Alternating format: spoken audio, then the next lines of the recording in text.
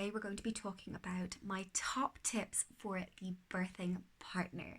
How you can learn to go from nervous, anxious, maybe unfamiliar, maybe unsure of yourself, and how you can advocate for the birthing person when it comes to meeting your little baby, to confident, assured, empowered, and ready to support the birthing person when it comes to D-Day. So if this is the first time that you've been here, welcome. Make sure and check out some of the other videos that I have relating to preparing for birth. My name is Kitty. I am a registered general nurse. I'm also a birth and postpartum doula, antenatal educator, hypnobirthing instructor, and a lactation consultant, as well as mama to 3 little people. And I'm so ready to teach you my top tips. This is going to be a 2-part series, so make sure and stay tuned for both part 1 and part 2, and let's dive right in. My tip number 1 might not come as a surprise to many of you, and that is to take a birth preparation course. So not just the birthing person, the birthing support person. So it means that you are going to have there's so many branched benefits to doing this, but the first one being you will become familiar with what it looks like to give birth, what exactly mama has to do and what exactly baby has to do to get from both inside the womb to outside the womb, navigating the pelvis, the different phases of labor, and what you can expect. And the other edge to that is that you will learn comfort measures, hands-on techniques, from massage to acupressure to editing and altering the environment to support the birthing person in having the most positive experience. Now, a fantastic birth course will also teach you advocacy tools so that you can then leave feeling empowered and educated and ready to advocate for the birthing person in terms of their birth preferences and things like that as well. I always recommend that any couples who I support take an independent outside of hospital course. So of course I'll go ahead and toot my own horn and say come and sign up for my next empowered birth course, or you can take the e-course, so that's the recorded version that you can sit in your jammies in the comfort of your own home and watch at a time that best suits you both. But watching it together, doing it together, will not only unify you but also help you to have a greater understanding of what exactly you want and can expect from the birthing experience. So taking outside of hospital means that it's training you and supporting you and having the best, most empowering birth experience that you can from a individualized approach, as opposed to an in-hospital class or course will teach you how to give birth under their settings, so with their policies and their procedures. So take a birth preparation course today together. Watch YouTube videos, immerse yourself in birth.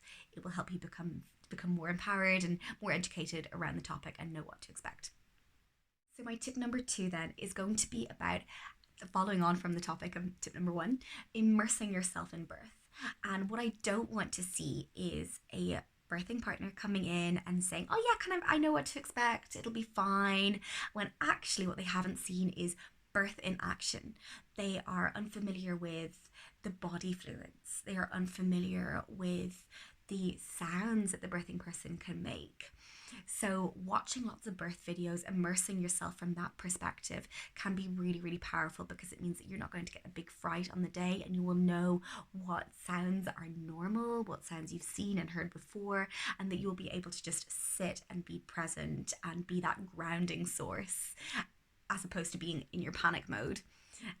So watching lots of birth videos. I will maybe leave some of my favorite both Instagram accounts and birth videos down below that include the sounds of birth. The birthing song, as I like to call it, because a lot of them have music overlaid, and while that's really beautiful, we want to be hearing the real guttural, the moos, the ahs, the oohs that really are coming out of the birthing person's body when they're birthing their baby. So my next tip is to just, if you do nothing today, if you learn something today, to just be quiet. Now is not the time to be chattering and making friends with your care provider. Now is not the time to be on your phone. Now is not the time to be over poking at the monitor or watching the monitor.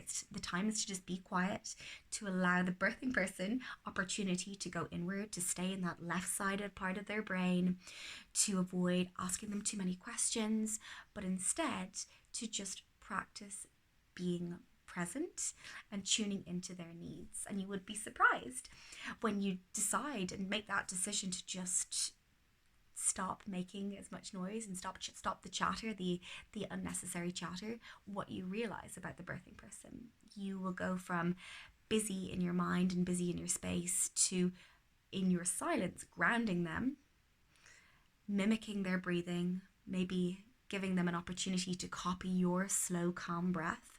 But also, you might notice other things, like maybe they're very warm and a cool compress on the back of their neck might be really lovely. So my next tip, and if you take nothing away from today's video except this, it would be to just be quiet. So now is not the time to be making friends with your care provider. Now is not the time to be chatting to your friends or being on your phone. In fact, I would say turn your phone on silent and just put it away.